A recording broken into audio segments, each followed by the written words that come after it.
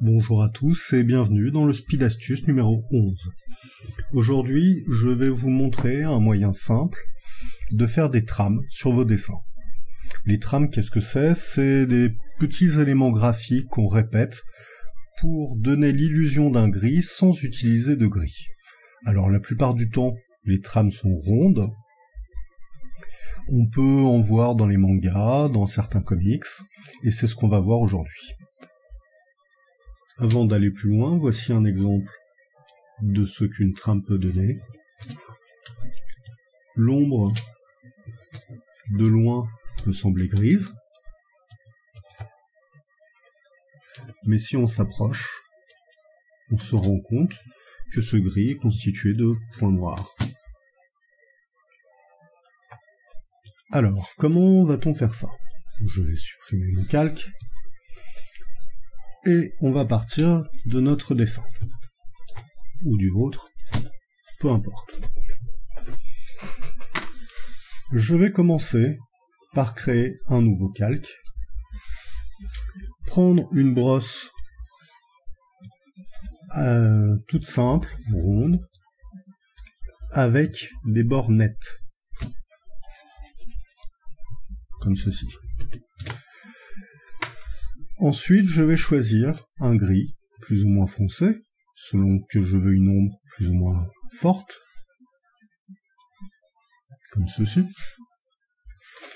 Et je vais peindre directement la zone que je veux ombrer.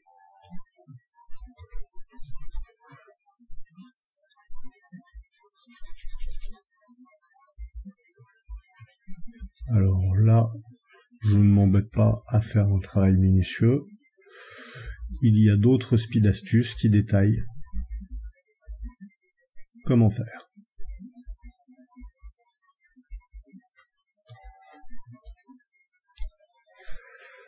Par contre, maintenant qu'on a notre ombre, on se rend compte que le trait noir a disparu. Donc, on va passer en mode obscurcir ou produit dans les options de calque. Les deux fonctionnent. Et surtout, maintenant qu'on a notre ombre, rien ne nous empêche de la retravailler un peu.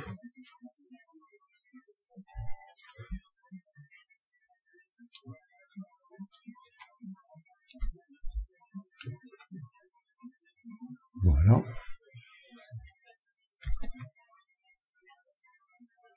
Mais surtout, on va aller dans les filtres et choisir pixelisation demi-teinte couleur. Là, assurez-vous que vous avez bien le même chiffre sur toutes les couches. Que ça soit 36, 90, peu importe, il faut que ça soit le même chiffre. Ensuite, le rayon maxi va vous permettre d'avoir des points plus ou moins gros. Si je le mets à 12 par exemple, voilà ce que ça me donne. Revenons un peu en arrière et voyons voir ce que ça donne avec une trame à 6 par exemple. Vous pouvez voir que les points sont beaucoup plus fins.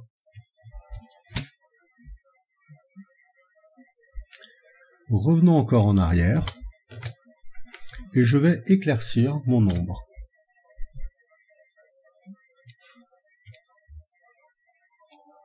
Avec ma trame à 6, on peut voir que les points sont toujours aussi fins, mais par contre, ils sont plus espacés.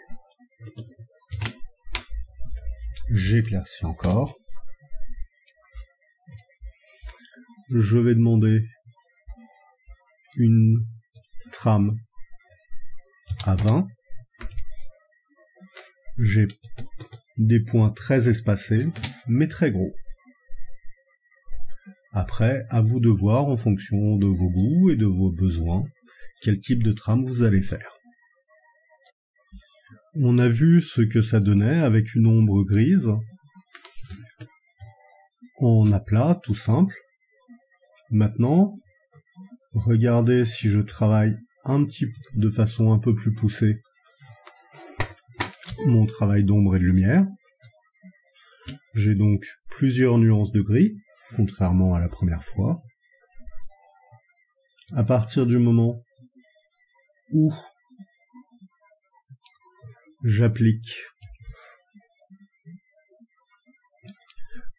mon effet de trame, toutes les nuances seront conservées. Les points seront plus ou moins gros, selon que le gris était plus ou moins foncé.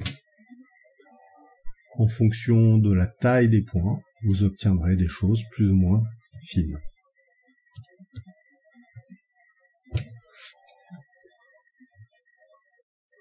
Si maintenant, au lieu d'avoir des aplats de couleurs pour mes ombres, j'ai des nuances très dégradées, eh bien ça ne m'empêchera pas, au moment où j'appliquerai le filtre,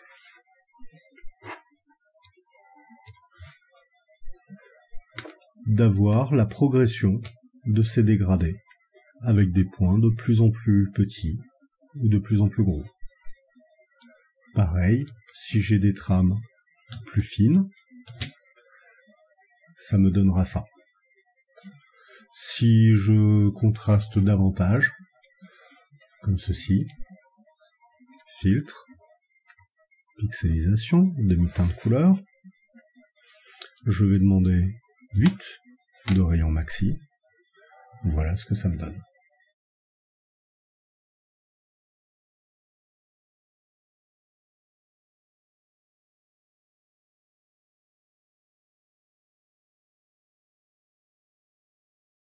J'ai fait ma démonstration en niveau de gris parce que c'est ce qu'on fait le plus souvent, mais rien ne vous empêche de travailler en couleur et de vous lancer dans le pop art.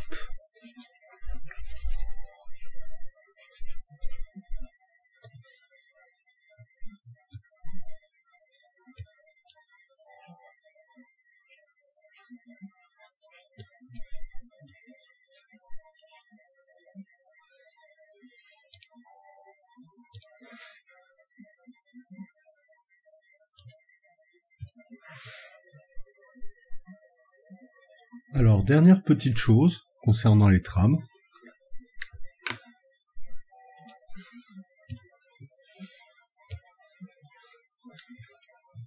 Quand on regarde de près, comme ça peut... Après, ça dépend des goûts, mais ça peut paraître assez joli. Dès qu'on va s'éloigner un peu, regardez ce qui se passe.